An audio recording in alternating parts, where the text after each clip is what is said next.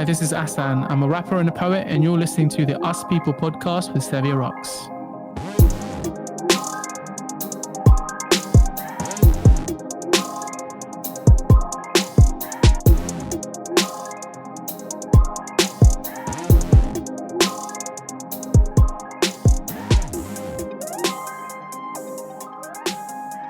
Hey guys, and welcome to another episode of the Us People podcast. I'm your host, Sevia Rocks, and today I'm humbled to have Assan here, who is a rapper and a poet. Assan, thank you so much for coming to the Us People podcast show. How are you? I'm very well, thank you. Thank you for having me. I'm very, very excited to be on here. I admire your patience.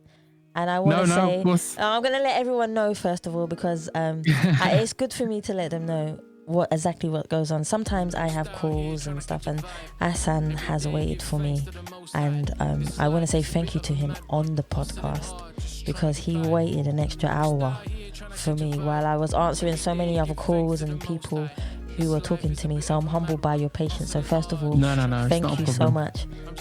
Good thing comes to those who wait. Oh, so, that is so true. It's all good. That is so true. Good. I believe in that entirely. So you are such a motivated person. And I like to think so. Yeah, well, no, most definitely. And one of the things that I read, which I said before we even started recording, was what captured me into wanting to have you on the podcast was you are motivated in helping others grow. Yeah, 100%. For me, I think it doesn't happen as much now as it used to. Mm-hmm. I think you're right. I think people get caught up in their own lives, which is absolutely fine because you try and refine yourself and be the best you. But I think part of that journey is also helping those around you. And for me, that, like my parents worked very hard to raise me and my sister. And I saw how selfless they were. They invested so much into us, and even like with my uncles and my cousins, like we're a very caring family, and my values come from that. And whenever I connected with people, it wasn't like I would see how they would treat others. So a lot of my friends in my circle, like we have sort of the same like morals and values. And again, like people don't have to have the same morals and values. You do you. That's what I believe. Whatever makes you feel good. But what makes me feel good is like seeing other people happy. And I know it's the most cliche thing to say when you're like, but it's honest. You've been honest. But like it literally does, because like I can control my happiness, because that's an internal thing. Like no external thing is going to make me happy apart from another person's happiness. Because if you've directly helped that, even from a selfish point of view, you've helped someone and you think to yourself, you know what, I did something good today. And even if you haven't directly impacted that person, to see someone happy and want to see them grow is only going to then bring good things to you, because you're at peace with everything around you. So why I like motivating and helping people, that quote actually came from, because I used to work as a mentor in a college with students, and there was a lot of like damaged students, like in terms of like mental health and things like that. And like they didn't have an out, like, a lot of the things they've been taught was you're not good enough, you're never going to make it, etc., etc. And I was in that same sort of journey. Like when I was younger, I wasn't academically gifted, and the things I had to do to like get my master's degree, things like that, I had to work hard for those things. And it was with the mindset that, I was always 50-50. It was always like, I might not make it because my year 4 teacher said that I wouldn't, like stuff like that, like mad things like that. I was an adult, and I was like thinking back to like 15 or 20 years ago, even sometimes. And it's like, it's mad to me to have that. So my motivation is to kind of get people out of that mind state and mind frame, and really help them believe that, you control your destiny and the outcome of your life. Like no external thing can. You just adapt to your surroundings, and the way you deal with things will always determine the outcome. Like no one can control your life. There'll be elements and like, sort of like things in the road you'll have to overcome, but that's you. That's all you, no one else. Most definitely. That's where that quote came from. I most definitely agree with that. So tell me a little bit about your culture and your background of where you grew up. So I was born in Aylesbury, Buckinghamshire, which is like a small, quiet, dead town. You probably haven't even heard of it. By the smile on your face right now, I can tell you've not even heard of it. Because I tell people that, right? They're like, what? Where's that? And then I used to say, because in university people ask me like, where you from? I'm like, oh, I'm from Aylesbury. And they're like, where's that, man? I'm like, near London. Like, bro, that's not near London. That's that. No one's heard of that. So I was like, okay, Milton Keynes. And like people had heard of Milton Keynes. So I was like, yeah, cool. I'm like from there. But yeah, no, I grew up there, grew up in a Pakistani household. So both of my parents are Pakistani. So you've got that cultural thing there as well. And obviously like the Britishness of it as well. So my dad came to the country in the 70s. He was like in his teens, and like he obviously learned the culture. And my mom came in the 90s to England, and yeah, man, it's been a crazy weird journey, like having those two cultures kind of like intertwined. Because like I said, my dad, like a lot of Asian families, they don't integrate as much, which is up to them. I'm not going to tell someone to do something they don't want to do, but my dad did. And the fact that he did that allowed me to then kind of branch out and do whatever I need to do and meet all these amazing, wonderful people. But no, it's nice to have those two like worlds together. Yeah, most definitely. For people who are listening to the podcast, I want to get a deeper understanding of who you are as a person and an individual.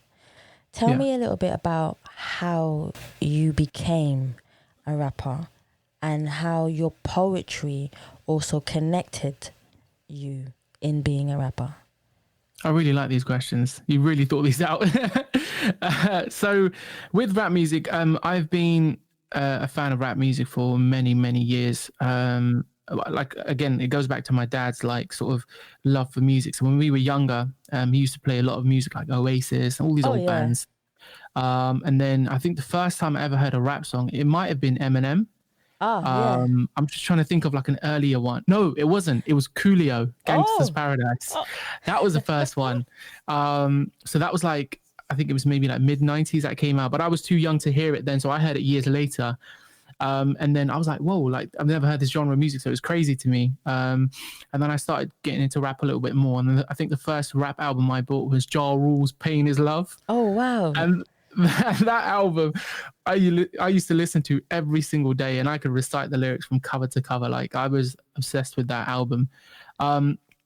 Fast forward to now, like it's literally just been a build up of things that have happened to get to this point. But one of the sort of the really important parts was in my first year of university. Like I was at a crossroads. Like I was in university, I wanted to get sort of my degree or whatever, but there was something missing. And literally I heard, I'm not sure if you've heard of the rapper J. Cole. Yeah, I have. But yeah. I literally was sat in my my university room, and my roommate next door was playing J. Cole, and I'd never heard this guy, but I knew like Drake and people like that, but this was a new sound. I was like, well, who's this guy? I literally knocked on his door, like, man, who what's this music? You need to tell me. And he told me it was J. Cole. He gave me all of his mixtapes.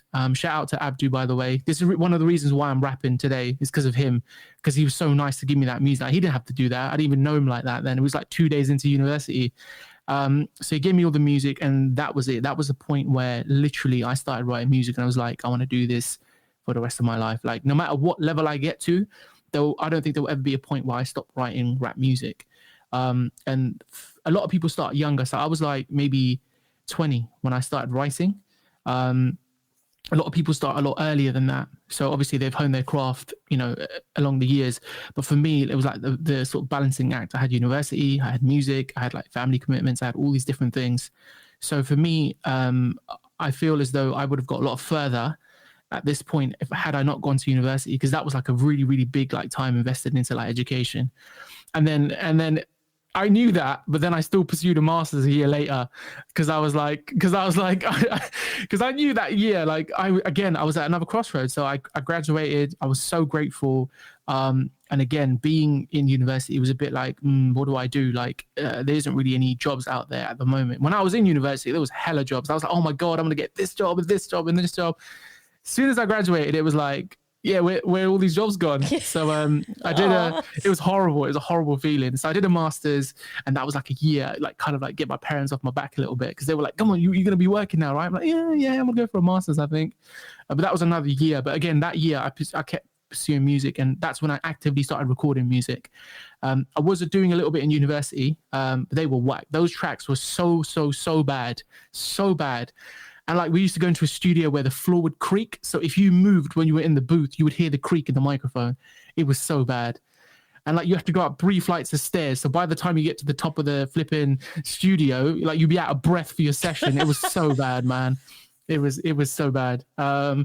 So yeah, but like where how I've got here today is just working hard, believing in myself, because I'm like 29 years old, and like to actively pursue rap at this point, and you haven't really had that much recognition or any at all, it's like it's unheard of. But it's like for me, it's like, I know what I want, and like one song or one like move can change everything for me. And again, it's like rap has always been, because I know it's such a powerful tool. Like me listening to J. Cole at university helped me a lot, and listening to all these other rappers as well that were coming up at that point. So I think Drake was already really famous at that point, and then J. Cole and Big Sean and all these other rappers coming in really helped me out. So like I know that it's a powerful tool that can help people, and because I've always wanted to help people, I believe that rap music can, you know, kind of penetrate that sort of like market, if you like, and then help people that way. Because me talking to someone or doing a motivational video, no one's going to listen to me, because A, they don't know who I am, what I'm doing, how I'm doing it, what my intentions are. But like if I can do the rap stuff along with the motivation stuff, then people know exactly what I'm about, what my message is, and what the journey's about, and everything else. So yeah, it's unheard of for a 29-year-old to try and pursue rap. But I think for me, I have, not that it's like a cocky or arrogance thing. Like I believe if I work hard enough, I can do it. And that's for anything. That goes for anything. If you can work hard enough at something and commit your life to it, there's no reason why you can't achieve it. No, I agree. Either way, I can talk for England. So when you ask me these questions, it won't be a short answer. And I'm sorry, like I just have to like roundabout things. Hey, I don't want a short answer. Remember before we started the podcast, the one thing I said to you is I want you to be your authentic self. Yeah. Yeah. You know what the mad thing is as well? It's like, if people that first meet me, like I'm very, like right now I'm talking, but I'm a very, very, very socially awkward person. I'm very quiet when I meet new people. So for me to do this right now, the way I am, it's like, it's unheard of. Like even with my wife, like she's like, why are you so weird with new people? And I'm like, I don't know, man. It's just, you know, I just sit there quietly and I'm just like, yeah, you know. I think but I'm always thinking. I think you're more of an observer rather than you know, a person that 100%. always is ready to talk. Like I do one of two things myself. I can be an introvert, or I can be very outspoken and I fight for people. That's naturally who I am. It depends on the situation. I don't necessarily go out and start ranting at things, but it just depends on the individual, who I connect with and how 100%. We connect. But for me, just from pure observation of you, when you came on, you looked so comfortable, and you still look so comfortable even now when I'm asking you questions. Yeah, I think I just go into that kind of like that mind state. I kind of like turn a switch on, because after this, I'm gonna go back to just being like chilled out and just being very quiet and mellow for the rest of the day. I don't know. It's just like a switch I turn on. It's like, it's not that like it's like inauthentic or anything. It's just like for me, it's like I love talking, but there's environments in which I do it in, and like this is one of the environments I love talking in. When I'm talking to my wife, I can talk for hours, but then like when it's new people or people I don't see that often, it's a bit like I'm just there in the corner like listening and observing, and just I'm definitely a listener than more than a speaker. I think you soak in the knowledge of other people.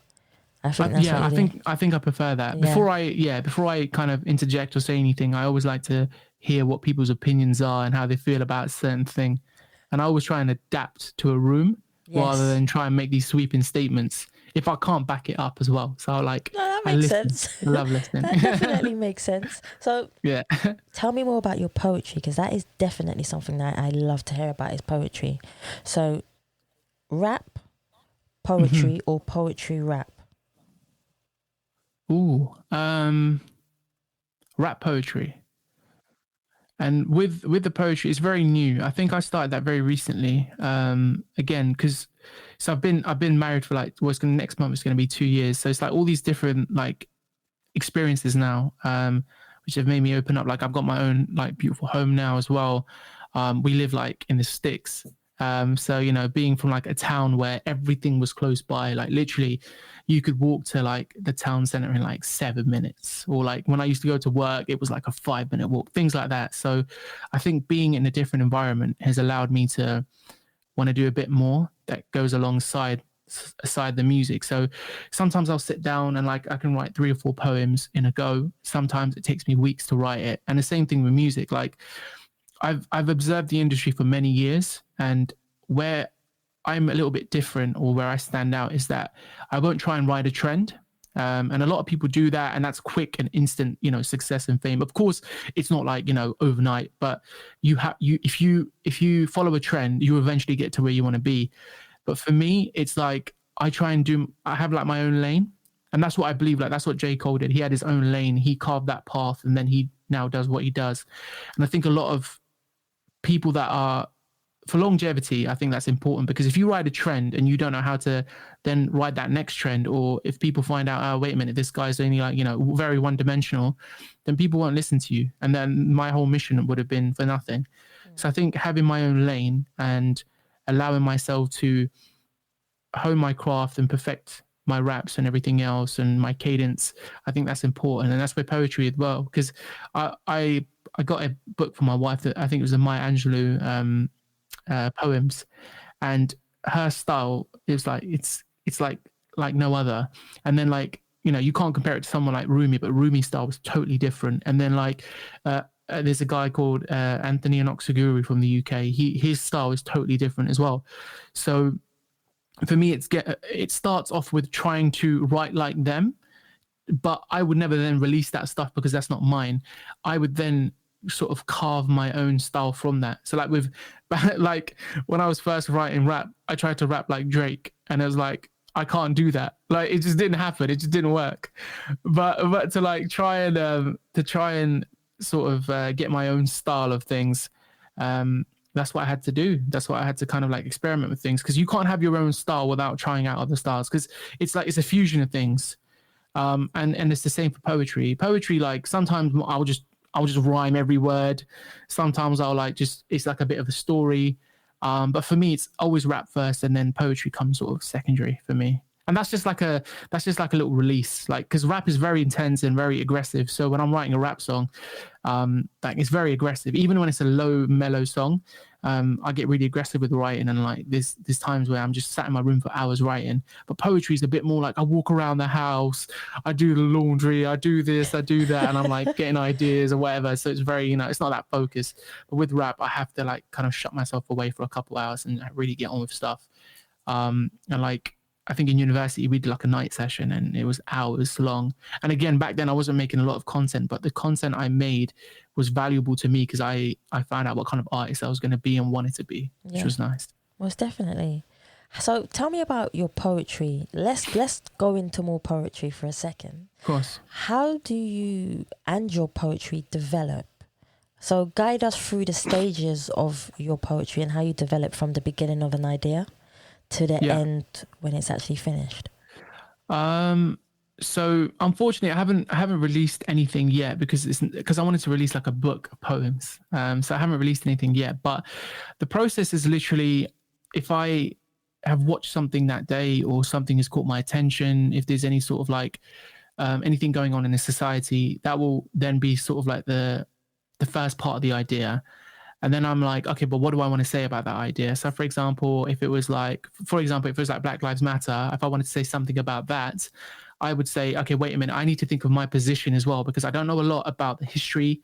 I need to know what's going on now. But then like from my perspective as a Pakistani guy that isn't black, I need to talk about this from that perspective, not sound ignorant, not sound like I'm saying something that's offensive. Like it's kind of like it's different like paths that I could take to do that.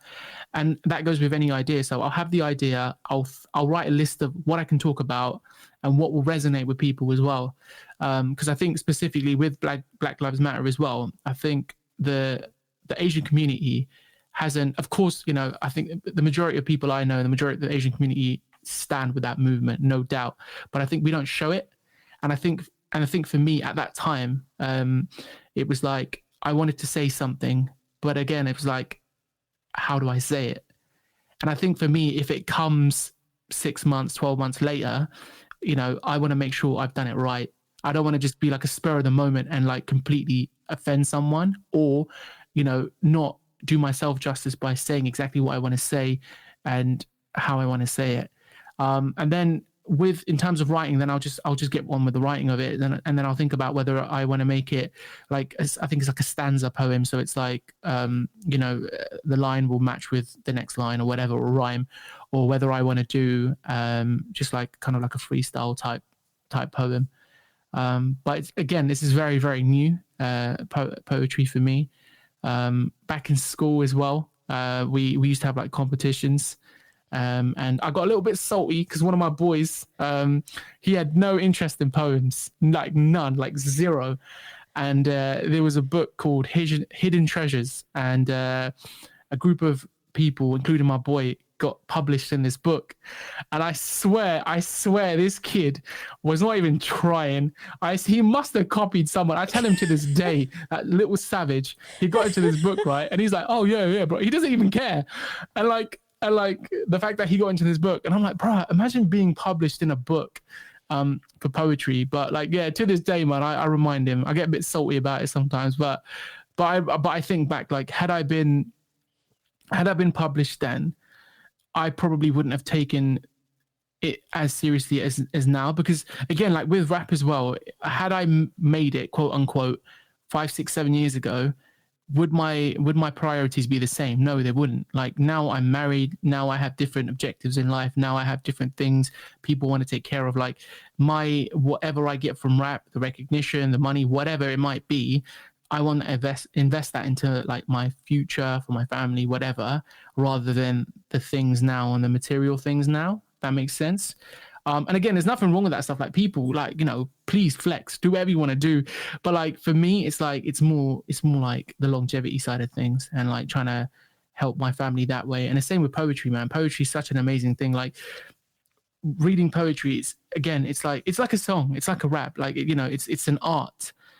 Painting's the same as well. Like it's an art form, and I think people, you know, if you don't, not everyone has to love you. Like, you know, a lot of musicians out there, people don't love Drake and Eminem. Not everyone loves them, I mean. So not everyone will love your stuff. But if you can kind of resonate with even one person, that's one person that's taken value from your art. And that's sort of the thinking behind the poetry. Did I answer the question? I don't. It's like every time I answer, it's like, did I answer the question? Hey, you don't need to question yourself. You just, whatever comes from your heart is the answer. That's what I say. I'll remember that, because I'm very like, even in exam papers, right? The feedback used to be, you've not answered the question. You've got like, I'd read the question and it's like, I would waffle for hours. And then it's like, have I answered that question? No, I don't think I have. My teacher always taught me that in a question, when you read a question, the answer is always within the question already. You just need to be able to see the answer in the question to develop it. And I've always taken that with me, especially because I write so many questions to so many people. Yeah. I just don't want to write. I just don't want to be one of those people that speak to people or interview people where you're just writing a question for the sake of it. Yeah. No, of course, that's that. Course. I want to really get into the depth of who you are and find out why I'm asking this question towards you. So no, when you're answering the question, you're answering it correct because it's your interpretation of what you feel is correct. I like that. Yeah. I like that. How good are you at managing your time when it comes to... Wow. Here we go. When it comes to doing rap and doing poetry. So how do you feel like you are managing your time, or you do manage your time? I think the majority of my time does go into rap. I think like I said, with poetry, it's an on and off thing. Simply because with poetry, the idea has to be sparked by something. With rap, it is the same, but it's a lot more consistent with rap. So at the moment, I'm working on 3 songs, but sometimes it's only 1. Sometimes it might be 7. But there's always something going on with rap. With poetry, it's 1 poem at a time. I'll never be working on multiple ideas. And I like to do a poem in 1 session. So if I'm sat there, like even if I'm watching TV with my wife, for example, I'll she'll be watching whatever, and then I'll be in the corner just writing, and then that's it. That's the poem. Like I won't think, oh, I need to finish this. Like that's all I feel about that thing. But with rap music, it's different. It's more of a story. So I spend more time on rap and refining that. So like for example, J. Cole released 2 songs a few days ago, and I'm using one of the beats to kind of write my own version of that song. And with that, it's taken me like, and this is the quickest I've ever wrote a song as well. So I wrote pretty much the first verse and the chorus, and pretty much the majority of the second verse in like a few hours, because I felt a certain way about that song. But then other songs I've literally been writing since university. Like I've not finished them because like I can't get the idea, or sometimes I will do it and then I won't. But that's the amount of time I spend on music. With poetry, it's very much like if I feel like writing one, I'll write one. If there's something I'm feeling, I'll write one. But I think it's not like a 50-50 thing. I think music will always be the first thing. If, for example, I had to pick tomorrow, which one? Music, hands down, all day long. But again, like I can put poetry in music, you know, so I can do it in that style with a beat and everything else. And like a lot of like spoken word poetry stuff as well. So a lot of, I can't remember the guy's name now. He's from the UK. He does a lot of that stuff as well, where it's kind of like spoken word over a bit of music. And I think the rapper Dave as well, some of his stuff's quite spoken word as well. So like the song Black, that's very spoken word. So again, you can, with music, it's amazing. You can do so many things with it. You can be aggressive. You can sing to a beat, or you can just straight up just speak into a microphone with a beat on. But in terms of time management, yeah, I think music all day long. It takes majority of my time. Most definitely. How important is learning? Here's one for you. How important is learning, training, and developing yourself as an individual? I think it is one of the most important things. Learning every day. I love to learn something new every day. And then I love to like refine my skills as well on that thing. So I have this ritual before I go to sleep. I do the Rubik's Cube, so I don't forget, because I've learned it plenty of times before and I forget how to do it. I don't know why. It's just I just forget. For people who don't understand what the Rubik's Cube is, because I know it is, but for people who are listening to you, do you mind explaining what it is? Of course. So Rubik's Cube has 6 sides. They're all colored. And you have to basically match the color on all 6 sides. So you'll be given it sort of mixed up. So you might have like an orange, a white, a blue, a pink, and whatever on one side. Like they're all mixed up basically. You have to try and get those colors in order so all sides match.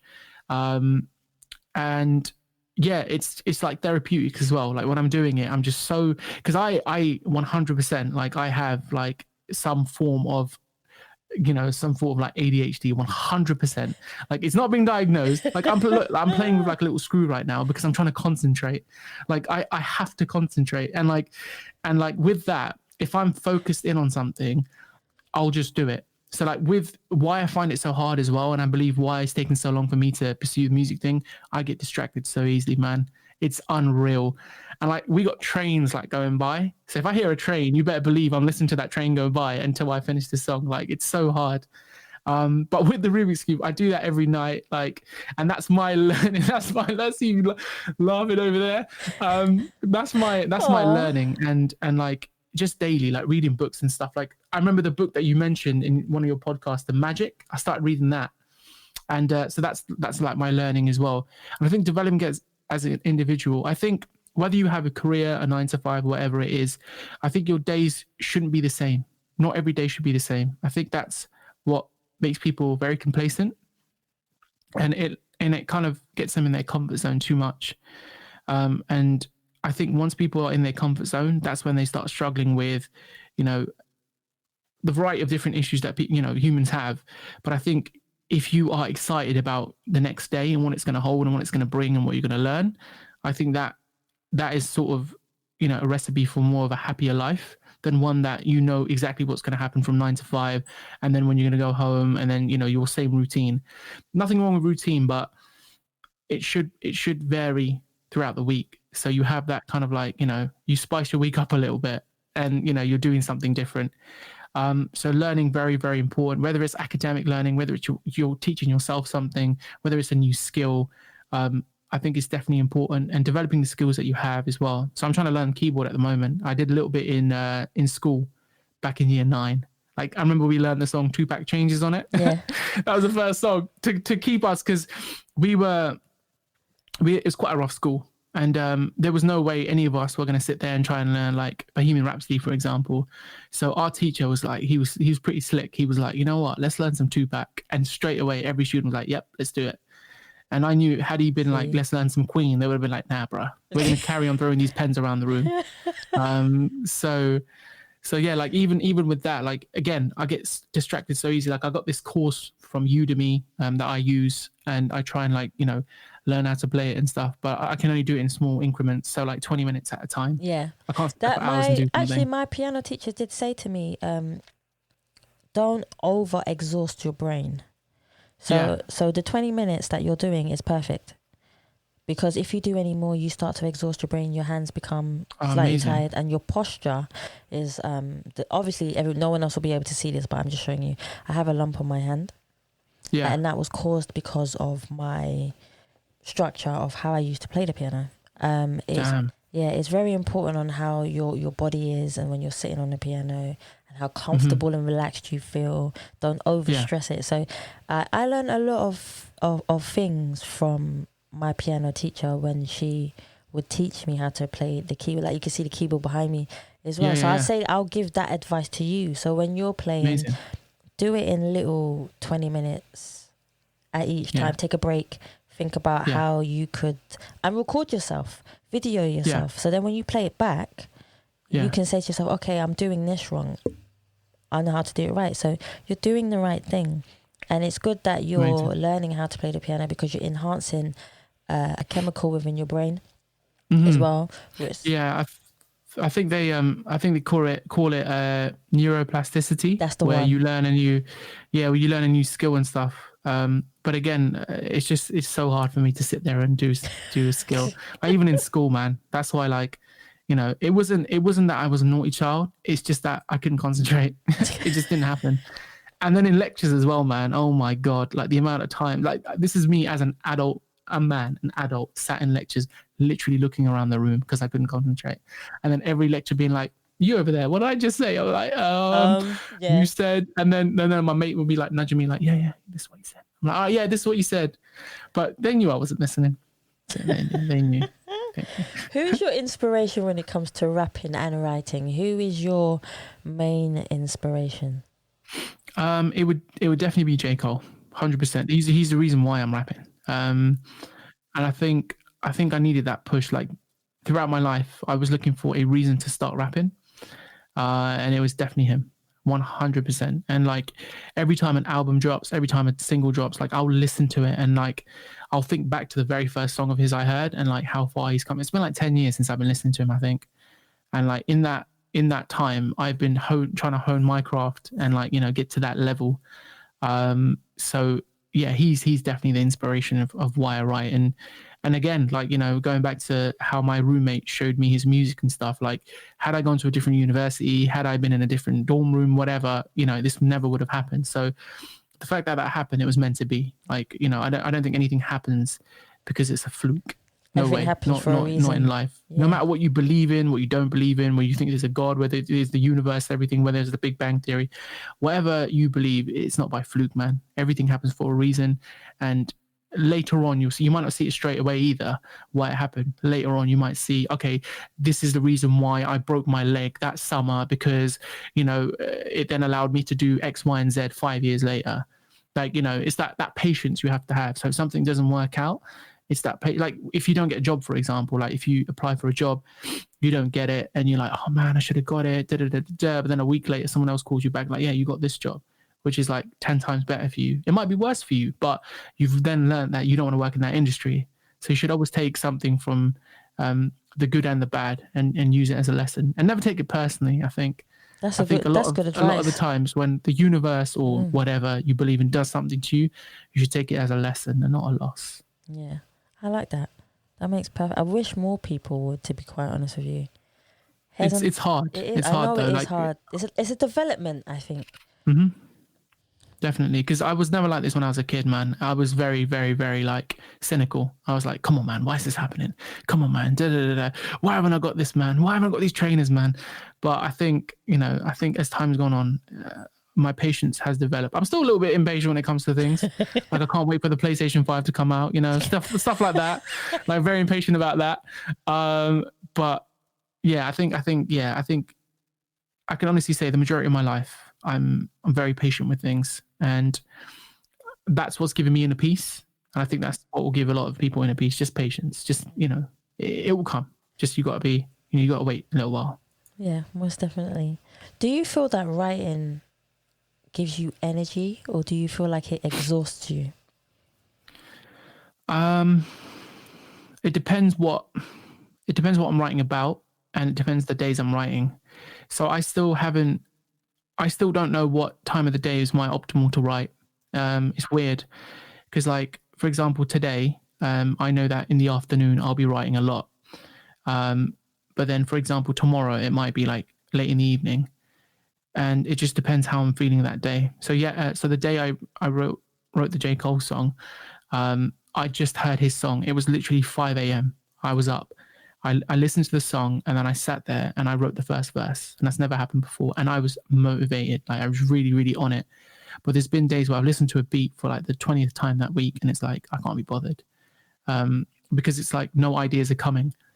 And I think with writer's block and things like that, like, there's loads of different techniques. But I listened to a Chris Brown interview recently, and again, this interview came out 7 years ago, and I didn't hear it then, but I heard it now when I valued it the most.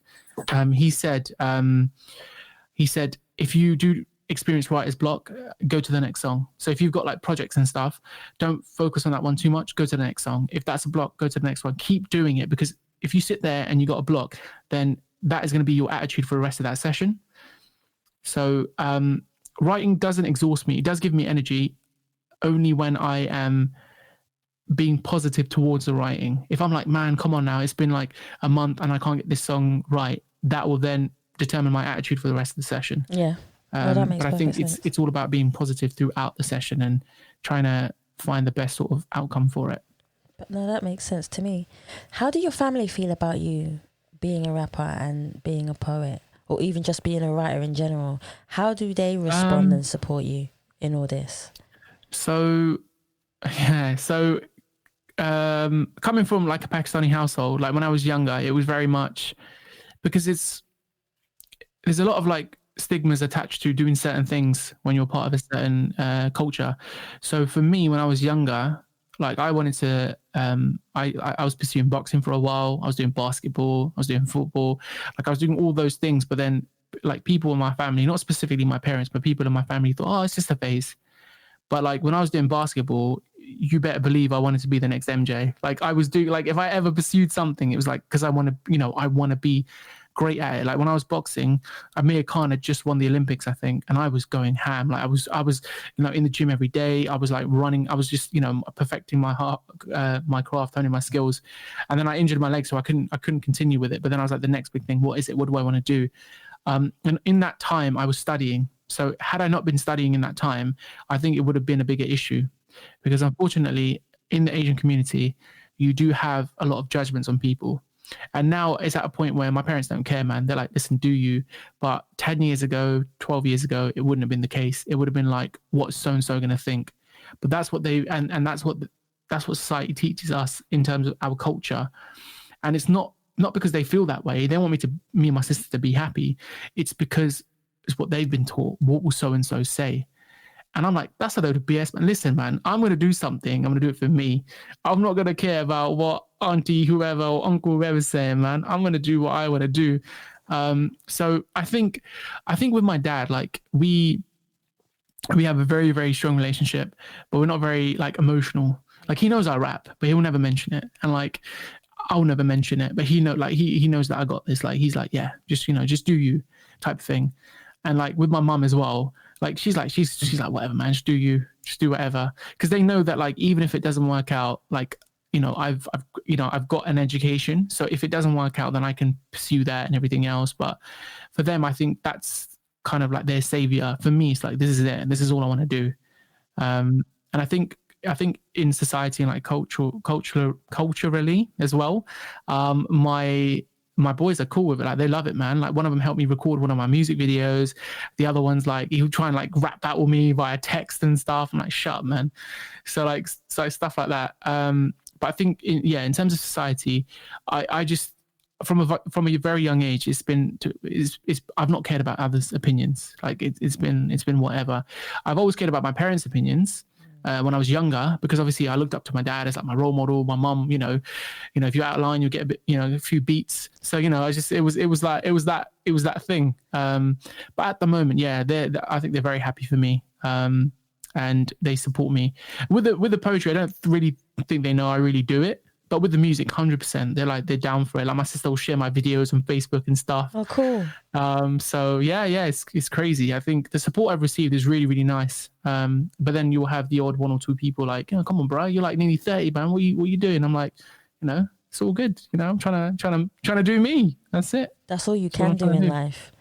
Mm-hmm. I've always kind of noticed that the people who aren't, and this isn't anything towards anyone, the people who are not doing anything are always the first to comment on the people who are doing something.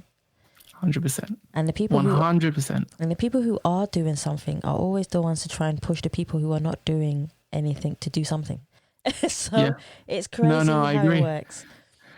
I think it's a mentality. If you're not doing anything in life, misery loves company, right? So if someone is miserable in life and they see their boy or their girl shining and like doing absolute amazing things, they want a piece of that, but they don't want to tell them that because of pride or whatever. So they're going to try and bring them down and bring them back to their little circle or whatever.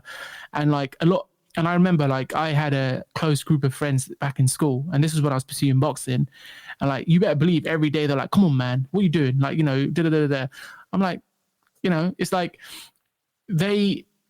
we were in school at this point. So it's like they weren't doing anything anyway. We were all doing the same thing. We were in education. We were like in year 9 or whatever it was. So it's like, bro, what are you doing? I'm not even doing bits yet. I'm literally going in the gym to train. Like, I'm not even doing anything with boxing yet. But I think it is that mentality. I think if people haven't got it, they'd rather no one else have it. And when people have it, like for me, like I haven't got it. Like by no stretch of the imagination am I where I want to be, like even at all yet. But when I see someone, completely blow in the industry and make it big, I'm happy for them. No shadow of a doubt, because they worked hard for it. They would have, grinded for how many years it's been. And the third thing is, it was their time. It's their time to make it. Yeah. Like some people have made it overnight. Like some people have made it in a short amount of time. Some people have only been doing rap for 1 or 2 years and they've absolutely killed it because it was their time. Some people, I think DMX was like, I think he said it took him 13 years to get a record deal. That's true. Yeah. And for him, he was like, I'm not doing it for the love of the money. He's like, if it was that, I would have quit years ago because I was not making any money. He's like, I did it for the love of the music. And I think for me, early on, like when I was a student and I was broke, it was like 100%. Like my intention was like, yeah, man, I'm trying to make a bit of bank over here, trying to pay off these student loans when I leave and flex. And I think as time went on and that wasn't happening and I was still doing it, I was like, nah, my priority is definitely somewhere else. And it was about being happy and pursuing what I wanted to do. And again, just continuing to do me and seeing where this takes me. See, what's the most difficult part about being creative or artistic for you? It's definitely the writer's block thing, and like having mental blocks when you're trying to do something. Like I said, I've written songs in like in a space of a few hours, and then others have been literally years. So I think that's the frustrating part of it. I think it's the journey part, but again, it goes back to the patience of it. And like if I'm writing something and then like when I put it down to record it and it doesn't sound right, that gets a bit frustrating. And then actually recording it and getting it wrong and doing multiple takes and stuff, like again, because my attention span is so short, it takes me ages to get back into the groove of it. Because like I remember once I don't know what song it was, I don't remember, but I absolutely killed that recording session. Like it was the best. It was flawless. It was one take and I didn't press record. Yeah, so it was only one song, but it was flawless. And then because I got a home studio now, so like I have to do everything myself. So I have to like press record, walk to the corner, record, come back, pause it, whatever. But I didn't press record. I was so angry. But after that, I learned that, you can do songs in one take, but that one take, I probably wouldn't have been satisfied with it. And then later on, it got better, and the song sounded good as well. But I think the hardest part is definitely the writer's block and the mental blocks. When you're trying to be creative and you're not creating, that's the hardest part, I think. What one thing would you give up to become a better writer? Oh, that's a good question. What one thing would I give up to become a better writer? He's thinking about it, guys. I would give up coffee, man. Coffee? To become... Yeah. Actually... Do you know what? Every time I hear someone talk about coffee, you have different levels. So I don't know if you would agree with me, okay? You have people who just have their one coffee in the morning and are satisfied for the rest of the day. And then you have people who have coffee consistently throughout the day. Like one gentleman, I think I was at work one day, and he said to me he has like 10 cups of coffee a day. Oh my God. Yeah, and he's like, if you don't have it, he's grouchy. Yeah, that's too much. So... way too much. That's a lot of coffee to have in your body. Yeah, 100%. I think 100%. You don't even talk about what it's doing to his body, but yeah, 100%. I think for me, the weird thing is I don't actually like the taste of coffee because I have like mochas, right? So like I put like a bit of like dairy milk chocolate thing in it to make like a home mocha or whatever. But that coffee here is something else. Like in the morning, and that's the weird thing. In my like adolescence, even like Red Bull, it didn't used to amp me up. I was like the opposite. I'd want to sleep. But now, as I'm older, bruh, it's like one little hit of like Red Bull, that's it. It's game over. And then like even with coffee in the morning, because I do this thing called intermittent fasting, so I won't eat till about 12 or 2 anyway in the day. But I have like my little Weetabix, and then I have my mocha, and I put in like 3 or 4, whatever it is of the coffee, and that hit is just everything. That gets my day going. My day starts at 2 p.m. basically, as soon as that coffee hits my system. But I'd be willing to give that up if I would definitely be willing to give that up. That's cool. If you could work with one artist or poet, well, I should say poet or writer really, because I know J. Cole is such a big impact to you. So I know you're most probably going to say J. Cole. But if you were 100%. to have another artist who you could work with, who is a poet or a writer, who would you choose apart from J. Cole? That's a curveball. I was going to say J. Cole. Everyone knows as well when they ask me questions like this. My cousin asked me the other day as well. He's like, oh, who would you rather work with, J. Cole or Drake? I'm like, J. Cole, well, come on, man. You know this. But no, poet, I don't even know. Any writer I would like to work with is probably, I'd say Rich 32. Because he is a beast when it comes to like wordplay and just his writing in general. Like his fire in the booths are just disgusting. Like I listen to them and I'm there for like the 5-6 minutes he's just spitting bars. Like, wow. Like it's incredible. But it'd have to be Rich 32 because the way where his mind goes when he writes is just, I want that. I want my mind to go to the place it's going to get that out. But yeah, I would definitely say Rich 32.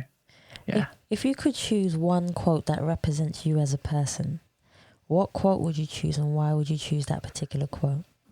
I have to admit I cheated here because I've heard you ask other guests this question, so I kind of brushed up on all my quotes. I've got so many quotes that I kind of read and kind of like try and live by, but my favorite one is greatness isn't achieved in a comfort zone. That's very true. Because you have to be at your most discomfort to gain any sort of greatness in what you're doing. Like if I was content with what I'm putting out and like doing one song a year or whatever, that's not like I'm in my comfort zone. I'm very, very complacent, and I think people at like, for example, people at like work, for example, like a lot of people have ambitions, have drive and everything else, but they're scared of like applying for that next promotion or asking for a promotion, all these other things, or even people in their art, like they're scared to kind of experiment with things. So like at the moment I'm trying to learn how to sing properly. Like when I was younger, I could I had a few good vocals over there, but at the moment it's terrible, man. It's like, it's so bad.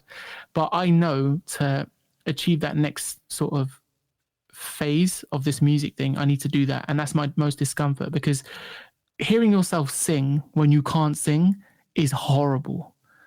It's the worst thing. Like, but like, because my wife can sing, like she can sing.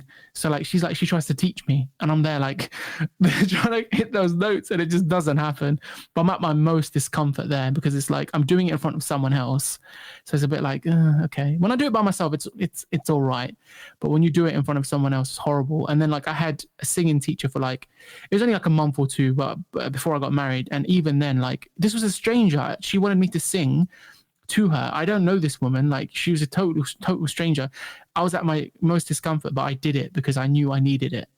And I think anytime you do anything that scares you, pushes you, makes you uncomfortable, you're going to get great things from it.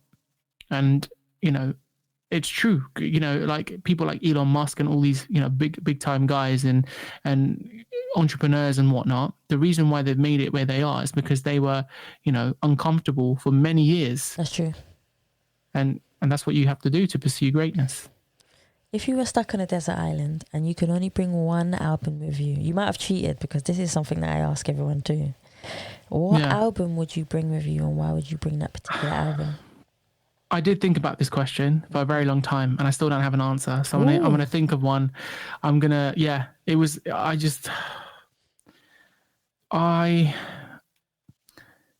only album I can think of that I listened to forever basically was that Ja Rule album. But now there's been so many more amazing albums that have been released.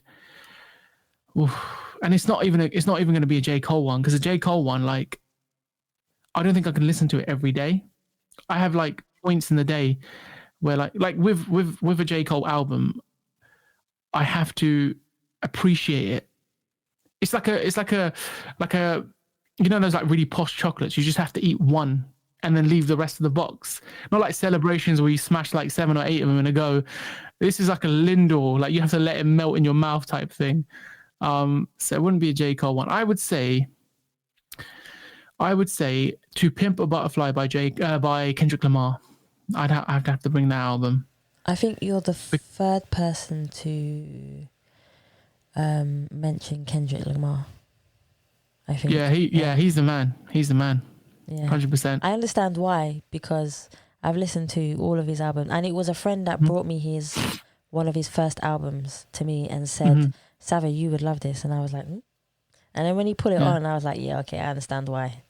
Yeah. I totally understand why he said that. When you asked me that question about the writing thing, it would have either been Wretch 32 or Kendrick, and I had to think about that one. But yeah, that's what I was thinking about. But Kendrick Lamar's a beast, man. And again, I think I would happily listen to his album over and over again, because it's just like pure stories in there. It's like you're reading a book, and like every song is a story. And of course, J. Cole and other artists do that, but Kendrick's is a cover to cover story. Like To Pimp a Butterfly, he has those little voice notes at the end of every song, which links to the next song. Like, I only realized he did that recently. I was walking around the city center. I had my headphones in, and I was like, wait a minute, this matches that song. I didn't even realize that it did that, like, until very recently. So something like that, yeah. It'd be To Pimp a Butterfly by Kendrick Lamar, 100%. Here's another one that you might have heard also is, if you had an unlimited amount of money, no matter how much you spent, you always got more. What would you change in the music industry? Ooh. What would I change in the music industry? I'd put a lot more people on. I'd give a lot more people opportunity. Again, it's the way the industry is going is a really, really funny time. Because back in the days, like, I'm an old guy. Like, when I was listening to music, like, you know, how many ever years ago it was, you would get on because of pure talent. Like, if you were a beast writing music, you would get on because you were a beast writing music. I think now it's very image based, and like writing trends and all that sort of stuff. And, you know, of course, like, people doing, you know, honing their craft and absolutely killing it. You know, I'm all for that. But I think there's a lot more artists out there that need a break. That's true. And I would definitely help put those people on. And hopefully one day I'll be able to do that, you know, without this unlimited money situation. You know, that's one of the things I'd love to do in the future. Is put a lot more artists on. How do you push boundaries for yourself, especially when you feel like you're in a low place? I pray a lot. I meditate. And that, in terms of the meditation, pushing the boundaries, because I don't do it. I don't usually do it. And for me to do that and be mindful is very hard. That's me pushing the boundary. Me to sit there for 10 minutes, 15 minutes, my mind races, it wanders, it does whatever. But I think definitely praying and meditating, and then other things would be trying to write to like a really hard beat, for example, or trying to do something that will distract me from feeling low. But I think it's also like trying to be grateful for like what I have, because like all in all, man, you know, I'm healthy, you know, I'm married to an amazing woman, like we support one another, my family's cool, my friends are cool, like, you know, in the, you know, grand scheme of things, my life's good. Like I might not have like an abundance of money and be where I want to be musically, but that's just a thing, you know, like that's not like, I'm not going to take that with me when I go. Like my morals and values and the way I affected people will be the mark that I've left. So I think to try and refine myself and be a better person and help those around me is more important than, you know, X amount of money in my bank account. I like that. But I think, yeah, praying and meditating definitely helps. Define what success means to you as an individual, because we all have a different definition of what success means. I ask this question to everyone because I get so many different answers. And even though as repetitive as the question may sound, I always get inspired by what people say. Sure. What does success mean to me? I think what it means to me is never having to worry about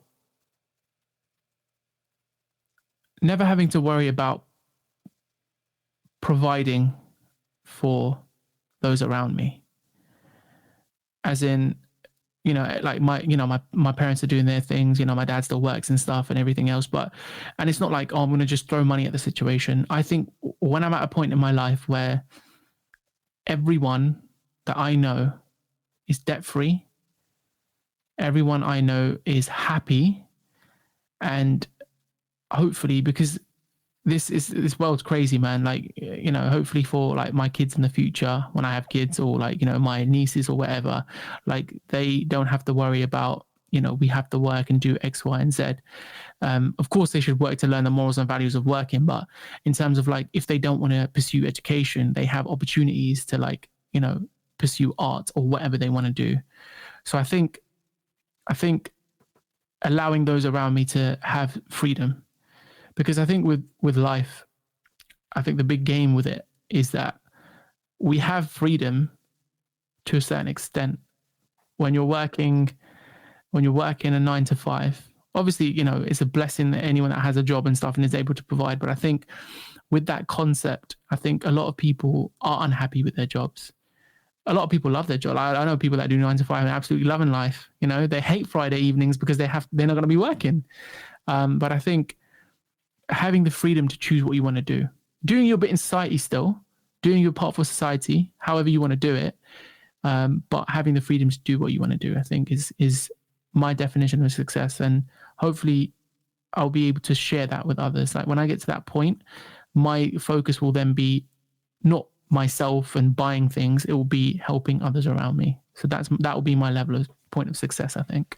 What is the one thing that you don't normally tell people that you would like to share on the Ask People podcast show?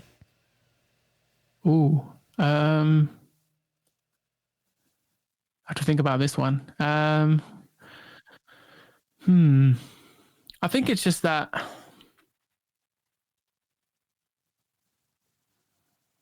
I think recently, because like I said, when I used to mentor students, I think I was able to reinforce this point about just going for whatever you want to do. Like life is very, very short, you know, and I think regret is one of the worst things that you could possibly have. Like on your deathbed, you regret things. Like, you know, imagine leaving the world and having regrets. You shouldn't have that, you know. Of course, some things like, you know, you should always think like for me, it was like, they're not regrets, they're more observations now, because I knew certain things didn't work out. But like pursuing music earlier, like, you know, I could have done that, but then I think about it, would I have done that? I was a very socially awkward kid, so it probably wouldn't have happened. And like, if I was producing music back then, what would I have been talking about at age 10 or 11, you know? But like now I have things to talk about and things I want to kind of push. But I think, yeah, I think it's okay to, you know, it's okay to pursue whatever you want to do. Just don't have regrets. That's that. I think that's the whole thing. Just regrets, man. They get everyone down. Yeah. And it's just best to avoid that sort of thing. No, I like that. That makes sense to me. If you weren't doing what you were doing now, what do you think you would be doing? I would either be playing as an NBA basketball player. Ooh. Or I would be pursuing acting or be an actor. Okay. How tall are you, if you don't mind me asking? Yeah, I'm very short. No, not very short. I'm 5'11". 5'11". You're not short. That's not short. If you turn around to me and you say you're my height, then you're short. You're not short. Nah, for like NBA standards though, I'm kind of short. Like my cousin, he's a savage, because I think he's a little bit taller than me, and he's like 5 years younger than me, and he's like. And I tell him all the time, he's like, "Oh, how tall are you, man?" He said, he tries to catch me out. And he's like, I'm like 5'11". He's like, "No, you're not, man. Stop it." And I'm like, what are you talking about? I'm 5'11", man. But yeah, no. Yeah, I think, yeah, NBA definitely, man. I love basketball as a sport. Like I recently started playing again, with like a local team and stuff, like training with them. And then obviously like, because of like COVID and stuff, we had to stop. But basketball, man, it's just something else for me. And that Jordan documentary came out a couple months ago as well, which was crazy. And that just like reignited the fire for me to like want to work hard again and like work harder and like level up. And then with the acting, I think I did a little bit of drama and stuff and like performance studies in college. But again, there was that doubt in my mind when I was going to university and applying for places. It's like, do I apply for like criminology or like performing arts? And it's like, I think I'm going to go criminology now. Get the parents off my back and then maybe pursue that later. So is criminology what you actually done? Sorry? Did you actually study criminology? Yeah. I did applied criminology for my undergraduate, and then I did criminology and forensic psychology for my postgraduate. But again, I would rather have them been like drama degrees or something, man. Like something I'd wanna do. But I think I'm glad I did those degrees though, because they, in regards to like, I think a lot of the thing about degrees and living out and everything else, I think it's important to live out. And the fact that I got to live out, the opportunity to go to university and do those things, I'll always like value cherish those moments and value the experience and lessons I learned. But no, I definitely would have wanted to pursue something different, I think. If I went back and did it again, definitely. Perfect. What advice would you give to people who are listening today about being positive, being optimistic? Because sometimes, like when we were talking before, we all get to a place where we feel like we're in a dark place, where we feel like we haven't got support, where we feel like we just haven't got anything going right for us. What would you say to them? I would say to people... Sorry, I just cut you off. No, you didn't cut me off at all. So I think the advice I would give to people is that your happiness is controlled by you.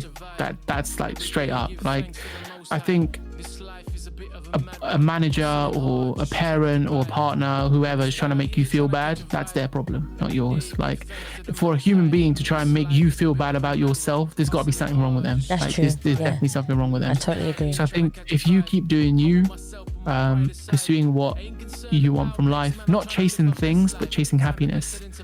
And for a lot of people, happiness can be things early on, but when you got all those things, what have you got? You know, you just got a house full of things. Like internally, what are you feeling? Because like when I was in university, like when student loans dropped, I bought a few nice things here and there, but it was like, but what do these things mean to me? They didn't mean anything, and I was like, I had so much freedom. And even now, like, I still get excited when I get something, because it's like, I don't place my value on it. It's because like, because I have other happiness in my life. So like, I'm not focusing on this one thing, because I know these trainers or whatever I buy, they go on my feet, man. Like they're literally something that are going to keep my feet warm and dry or whatever else. But like when I'm at my lowest, those trainers aren't going to help me. It's going to be it's the people I surround myself with, and it's going to be my morals and values.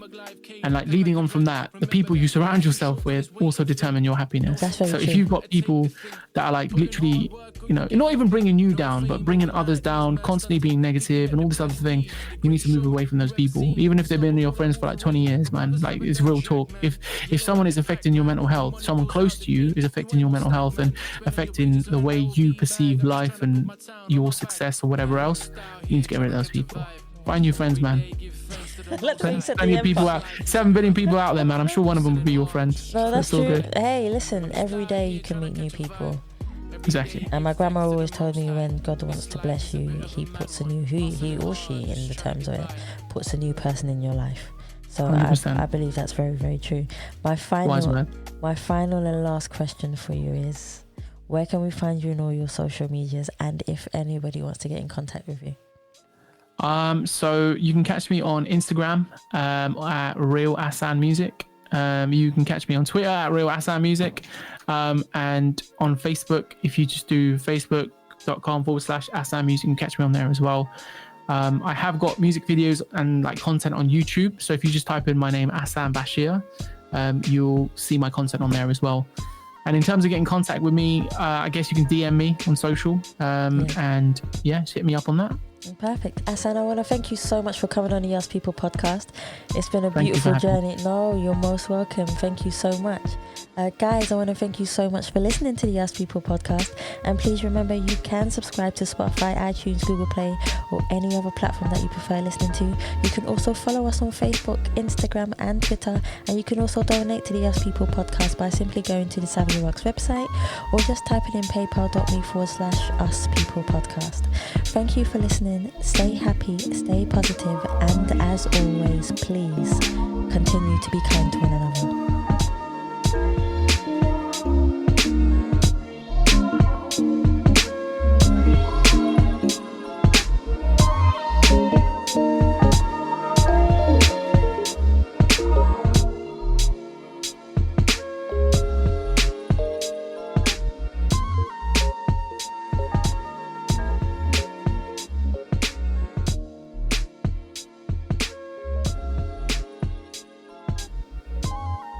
Thank you. Amazing. Yeah, it was really good. Really, really good. Those questions were like, that's what I mean. Like that's why I was attracted to this podcast when I had the content for it, because it was like the questions were mad. I was like, yo, I want to answer these questions. But no, they were really good. I really, really enjoyed this.